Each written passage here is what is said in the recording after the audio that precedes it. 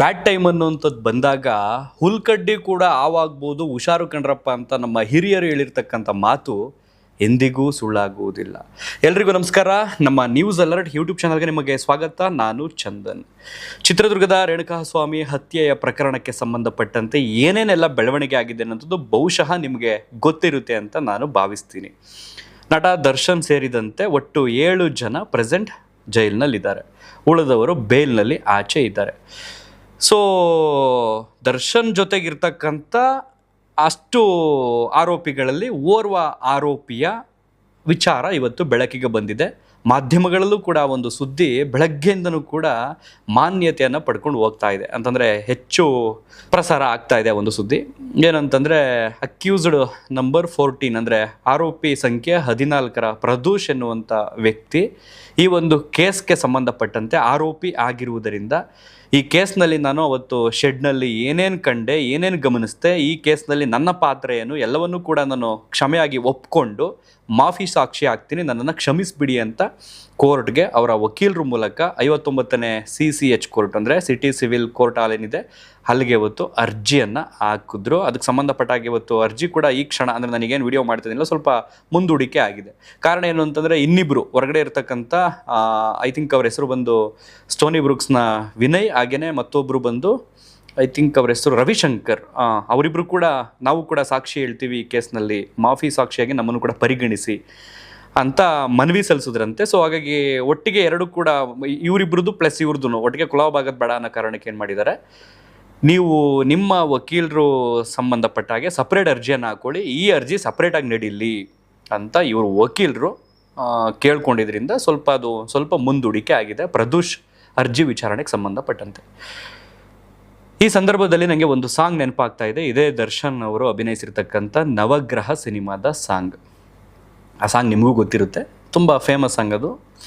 ನರಮನ್ಸ ಬದುಕೋದು ಹೀಗಲ್ಲ ಅನ್ನುವಂಥ ಸಾಂಗ್ನಲ್ಲಿ ಕಲಬೇಡ ಕಳಬೇಡ ಕೊಲಬೇಡ ಈ ವಚನ ಮರಿಬೇಡ ಸುಮ್ಮನೆ ಮೆರಿಬೇಡವೋ ಅನ್ನುವಂಥ ಒಂದು ಲಿರಿಕ್ಸ್ ಐತೆ ಆ ಒಂದು ಸಾಂಗ್ನಲ್ಲಿ. ನಿಜಕ್ಕೂ ನಮ್ಮ ರಿಯಾಲಿಟಿಗೆ ಎಷ್ಟು ಅನ್ವಯ ಆಗ್ತಾ ಇದೆ ಅಂದರೆ ಆ ಒಂದು ಸಾಂಗ್ನ ಲಿರಿಕ್ಸು ಒಂದು ಕ್ಷಣ ನಮ್ಮ ಜೀವನದಲ್ಲಿ ಮಾಡುವಂಥ ಎಡವಟ್ಟಾಗಿರ್ಬೋದು, ಅಥವಾ ದುಡುಕೋದಾಗಿರ್ಬೋದು, ಅಥವಾ ಗೊತ್ತಿಲ್ಲದೆ ಅಥವಾ ಗೊತ್ತಿದ್ದು ಎಡವೋದಾಗ್ಬೋದು, ಅದರಿಂದ ಆಗುವಂತಹ ಪರಿಣಾಮ ಇವತ್ತು ಈ ಒಂದು ಕೇಸ್ನಲ್ಲಿ ನಾವು ಗಮನಿಸ್ತಾ ಇದ್ದೀವಿ. ಈ ಒಂದು ಕೇಸ್ನಿಂದ ಸಮಾಜಕ್ಕೆ ಏನು ಸಂದೇಶ ಹೋಗುತ್ತೆ ಅಂತಂದರೆ, ತಪ್ಪು ಯಾರೇ ಮಾಡಿದ್ರು ತಪ್ಪು, ಅದಕ್ಕೆ ಸಂಬಂಧಪಟ್ಟ ಶಿಕ್ಷೆ ಅನ್ನುವಂಥದ್ದು ಪ್ರಭಾವಿಗಳ ಕೇಸ್ನಲ್ಲಿ ಸಮಾಜಕ್ಕೆ ಒಂದು ಸಂದೇಶ ರವಾನೆ ಆಗುತ್ತೆ. ಹಾಗಾಗಿ ಕ್ರೈಮ್ ರೇಟ್ಗಳು ಕಡಿಮೆ ಆಗ್ಬೋದು ಅನ್ನುವಂಥದ್ದು ಸಾಮಾನ್ಯವಾದ ನಂಬಿಕೆ. ಸೊ ಬಟ್ ಈ ಕೇಸ್ನಲ್ಲಿ ಇದಕ್ಕೆ ಸಂಬಂಧಪಟ್ಟ ಹಾಗೆ ಸುಪ್ರೀಂ ಕೋರ್ಟ್ ಏನು ಇವ್ರಿಗೆ ಬೇಲ್ ತೊಗೊಂಡು ಆಚೆ ಬಂದಿದ್ರು, ಆ ಬೇಲ್ನ ರದ್ದು ಮಾಡುತ್ತೆ.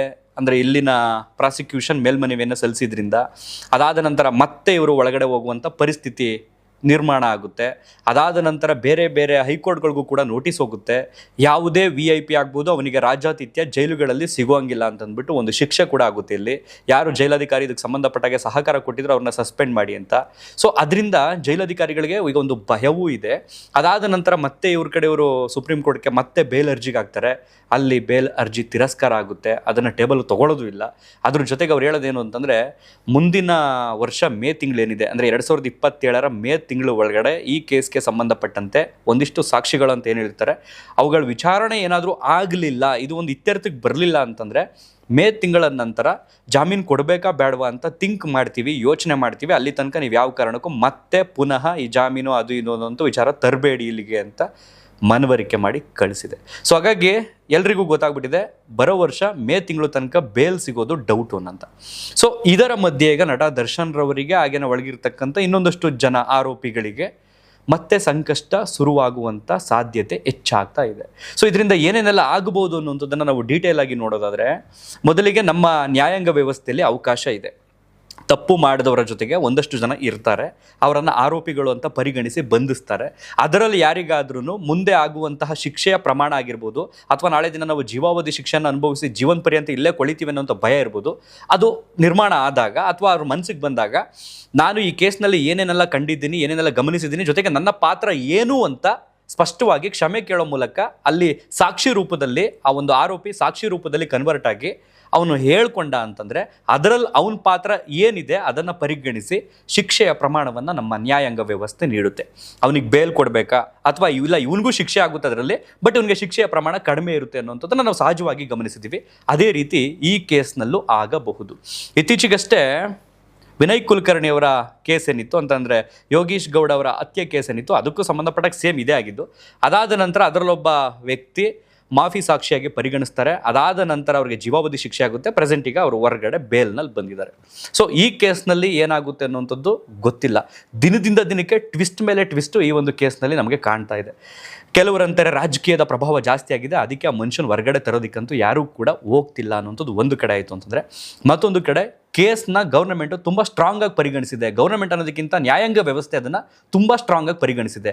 ಅದರಲ್ಲೂ ಈ ಮಾಫಿ ಸಾಕ್ಷಿಗಳು ಏನಿದ್ದಾವೆ, ಈಗ ಪ್ರದೋಷ್ ಇರ್ಬೋದು ಅಥವಾ ವಿನಯ್ ಇರ್ಬೋದು ಅಥವಾ ಮತ್ತೋರ್ವ 3 ಜನ ಸೇರಿಕೊಂಡು ಮಾಫಿ ಸಾಕ್ಷಿ ಆಯಿತು ಅಂತಂದರೆ, ಆ ಒಂದು ಕ್ಷಣದಲ್ಲಿ ಆ ಪಟ್ನಗೆರೆ ಶೆಡ್ಗೆ ಬರೋದಕ್ಕಿಂತ ಮುಂಚೆ ಅವರು ಆ ಸ್ಟೋನಿ ಬ್ರೂಕ್ಸಲ್ಲೋ ಎಲ್ಲೋ ಒಂದು ಕಡೆ ಪಾರ್ಟಿ ಮಾಡಿರ್ತಾರೆ. ಅಲ್ಲಿ ಅದಾದ ನಂತರ ಅಲ್ಲಿಗೆ ಬಂದಿರ್ತಾರೆ. ಅದಾದ ನಂತರ ಅಲ್ಲಿ ಏನೇನು ನಡೀತು ಅನ್ನೋದು 3 ಹೇಳಿಕೆಗಳು ಕೂಡ ಜಡ್ಜ್ ಅದನ್ನು ಪರಿಗಣಿಸ್ತಾರೆ. ಬಟ್ ಅದು ಅರ್ಜಿ ಸ್ವೀಕೃತಿ ಆಗಿ ಹೌದು ಇವರನ್ನು ಮಾಫಿ ಸಾಕ್ಷಿಯಾಗಿ ನಾವು ಪರಿಗಣಿಸೋಣ ಅಂತ ಹೇಳಿದ ನಂತರ, ಅದಾದ ನಂತರ ಬಹುಶಃ ಗೊತ್ತಿಲ್ಲ, ನಾನು ವಿಡಿಯೋ ಮಾಡುವಂಥ ಸಂದರ್ಭದಲ್ಲಿ ಈ ಅರ್ಜಿಗೆ ಸಂಬಂಧಪಟ್ಟಾಗೆ ಕೋರ್ಟ್ ಹಾಲ್ನಲ್ಲಿ ಏನಾಗ್ತಿದೆ ಅನ್ನೋದು ಗೊತ್ತಿಲ್ಲ. ಬಟ್ ಈ ಕ್ಷಣದವರೆಗೆ ಇರತಕ್ಕಂಥ ಅಪ್ಡೇಟ್ ಬಗ್ಗೆ ಅಷ್ಟೇ ನಾನು ಮಾತಾಡ್ತಾ ಇದ್ದೀನಿ.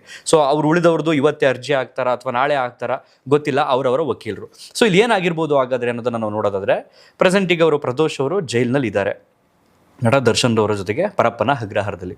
ಕಳೆದ 9 ತಿಂಗಳ ಹಿಂದೆ, ಅಂದರೆ ಈ ಕೇಸ್ನಲ್ಲಿ ಯಾವಾಗ ಅವರು ಒಳಗಡೆ ಹೋಗಿ ಫಿಟ್ ಆಗ್ತಾರೆ, ಅದಾದ ನಂತರ ಅವ್ರ ತಂದೆ ತಿರೋಗ್ಬಿಡ್ತಾರೆ 9 ತಿಂಗಳು ಹಿಂದೆ.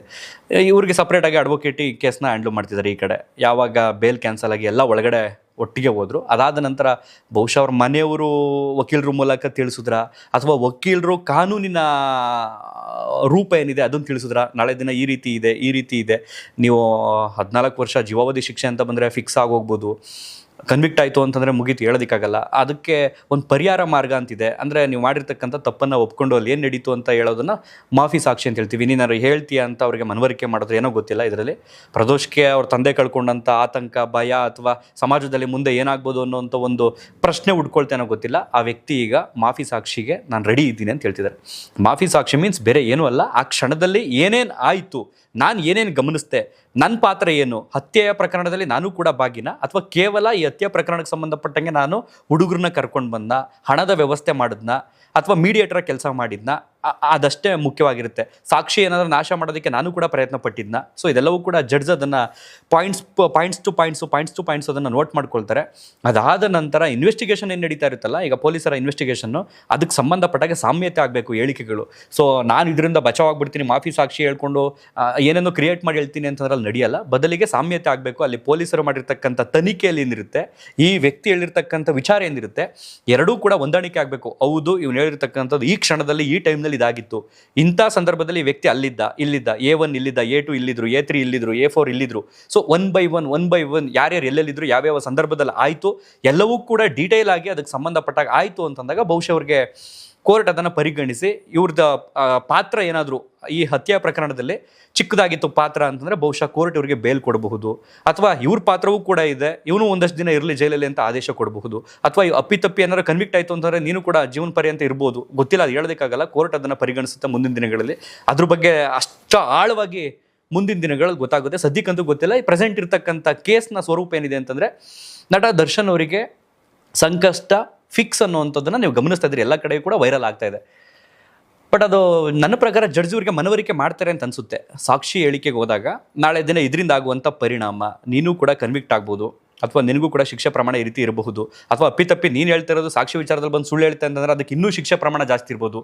ಅದಾದ ನಂತರ ಹೊರಗಡೆ ನೀನೇನಾದರೂ ಈ ಮಾಫಿ ಸಾಕ್ಷಿಯಿಂದ ಬಚಾವಾಗಿ ಹೊರಗಡೆ ಬೇಲ್ ಪಡ್ಕೊಂಡು ಬಂದ ನಂತರ ಸಮಾಜದಲ್ಲಿ ನೀನು ಎದುರಿಸಬೇಕಾದಂಥ ಫೇಸ್ ಮಾಡಬೇಕಾದಂಥ ಘಟನೆಗಳಿರ್ಬೋದು, ವಿಚಾರಗಳಿರ್ಬೋದು. ಹೊರಗಡೆ ಕೆಲವರು ಅಂದೇ ಅಂತಾರೆ, ಅಪ್ಪಿತಪ್ಪಿ ಇವ್ರಿಗೇನಾದ್ರು ಈ ಒಂದು ಕೇಸ್ನಿಂದ ಏನಾದ್ರು ಸಾಕ್ಷಿ ಎಲ್ಲ ಕನ್ಫರ್ಮ್ ಆಗಿ ಇವ್ರು ಮಾಡ್ತಿರ್ತಕ್ಕಂಥ ವಿಚಾರಣೆ ಎಲ್ಲ ಹೊಂದಾಣಿಕೆ ಆಗಿ ಸಾಮ್ಯತೆ ಆಗಿ ಕನ್ವಿಕ್ಟ್ ಆಗೋಯ್ತು. ಅದಾದ ನಂತರ ಹೊರಗಡೆ ಬಂದಾಗ ಅಭಿಮಾನಿಗಳೇ ಇವನಿಂದನೇ ಹಿಂಗಾಗೋಯ್ತು ಅಂತ ದೂರುವಂಥ ಪರಿಸ್ಥಿತಿ ನಿರ್ಮಾಣ ಆಗ್ಬೋದು.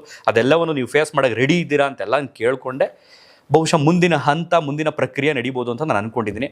ಗೊತ್ತಿಲ್ಲ. ಒಟ್ಟಾರೆಯಾಗಿ ಅವತ್ತು ಎಡವಿದ ಒಂದು ಕ್ಷಣ ಇವರು ತಪ್ಪು ಮಾಡಿದ್ದಾರಾ, ಇವ್ರು ಹೊಡೆದಿದ್ದಾರಾ, ಹತ್ಯೆಯಲ್ಲಿ ಇವ್ರು ಭಾಗಿಯಾಗಿದ್ದಾರಾ, ಅದು ವಿಚಾರಣೆ ನಂತರ ಹೊರಗಡೆ ಬರುತ್ತೆ. ಸದ್ಯಕ್ಕೆ ನಾವು ಆರೋಪಿಗಳು ಅಂತಲೇ ಪರಿಗಣಿಸ್ಬೇಕು ಅಷ್ಟೇ ಹೊರತು ಅಪರಾಧಿಗಳು ಅಂತ ಹೇಳೋದಕ್ಕೆ ಇಲ್ಲಿ ಯಾರಿಗೂ ಕೂಡ ರೈಟ್ಸ್ ಇಲ್ಲ. ಜೊತೆಗೆ ಯಾರು ಕೂಡ ಇಲ್ಲಿ ತನಿಖೆಯ ಭಾಗ ಆಗಿಲ್ಲ. ತನಿಖೆಗೆ ಸಂಬಂಧಪಟ್ಟಂಗೆ ನಡೀತಾ ಇರೋದ್ರಿಂದ ಜಸ್ಟ್ ಏನಿದೆ ಅದನ್ನಷ್ಟೇ ನಾವು ಹೇಳಬೇಕು. ಒಟ್ಟಾರೆಯಾಗಿ ತಪ್ಪು ಮಾಡಿದವರಿಗೆ ಶಿಕ್ಷೆ ಆಗಲಿ. ಸಹಜವಾಗಿ ಈಗ ಅಭಿಮಾನಿಗಳೆಲ್ಲ ಹೇಳ್ತಿರ್ತಕ್ಕಂಥದ್ದು ಏನು ಅಂತಂದರೆ ಷಡ್ಯಂತ್ರ ಆಗೋಗಿದೆ ಇಲ್ಲಿ. ಸೊ ರಾಜಕಾರಣಿ ಒಬ್ಬರು ಬೇಲ್ ತಗೊಂಡು ಬರ್ತಾರೆ ಅಂತಂದರೆ ಇವ್ರಿಗೂ ಕೊಡ್ಬೋದಿತ್ತಲ್ವ, ಅವ್ರಿಗೊಂದು ನ್ಯಾಯ ಇವ್ರಿಗೊಂದು ನ್ಯಾಯ ಅನ್ನೋಂಥದ್ದು ಒಂದು ಪ್ರಶ್ನೆ ಇದೆ. ಅದ್ರ ಬಗ್ಗೆ ಅಂತೂ ನಮಗೂ ಕೂಡ ಬೇಸರ ಇದೆ. ನ್ಯಾಯ ಅಂತ ಬಂದಾಗ ಸಹಜವಾಗಿ ನ್ಯಾಯ, ಈ ಬೇಲ್ ಜೀವಾವಧಿ ಶಿಕ್ಷೆ ಆದಂಥವರಿಗೆ ಈಗ ಬೇಲ್ ಕೊಟ್ಟಿದೆ ಅಂತಂದರೆ ನಮ್ಮದೇ ಕಾನೂನು ವ್ಯವಸ್ಥೆ, ಇವರಿಗೂ ಕೂಡ ಬೇಲ್ ಕೊಡ್ಬೋದಲ್ವಾ. ಆಚೆ ಬಂದು ವ್ಯಕ್ತಿ ಬದಲಾಗಿ ತಮ್ಮ ಜೀವನ ನಡೆಸ್ಬೋದಲ್ವಾ. ಬದಲಾವಣೆ ಅನ್ನೋಂಥದ್ದು ಎಲ್ರಿಗೂ ಕೂಡ ಒಂದು ಏನು ಹೇಳ್ತೀವಿ, ಫಂಡಮೆಂಟಲ್ ರೈಟ್ಸ್ ಅಂತ ಹೇಳ್ತೀವಿ. ಆಚೆ ಬಂದು ಬದಲಾಗುವಂಥದ್ದು, ಹೊಸ ಜೀವನವನ್ನು ಕಟ್ಕೊಳ್ಳುವಂಥದ್ದು ಸಹಜವಾಗಿ.